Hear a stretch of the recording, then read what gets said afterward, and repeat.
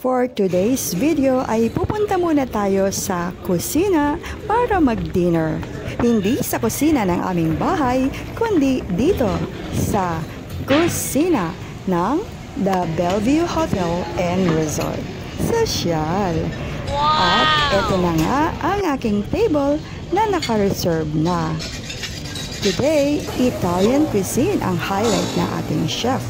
Kaya naman, meron silang Italian creamy chicken, meron ding Tuscan roast pork belly, Mediterranean roasted vegetables or ratatouille ng French, spicy Italian sausage pasta, at meron ding Italian fried rice. Pero syempre, hindi mawawala ang aking favorite na steak. Meron silang ribeye steak for today's dinner. Gusto mo ba, ma'am? At hindi ko na nga pagtatagalin, kumuha na ako ng plato para magsimulang kumain. Ito ang aking first plate, ang steak.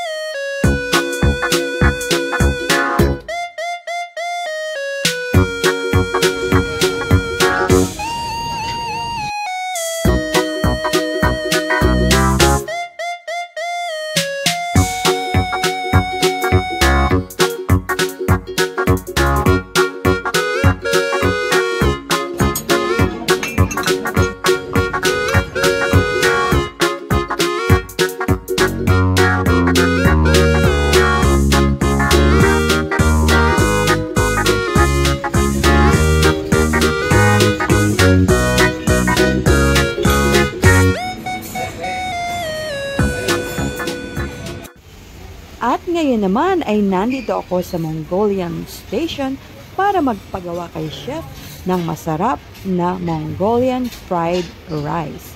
At ito na nga ang ingredients ng aking fried rice.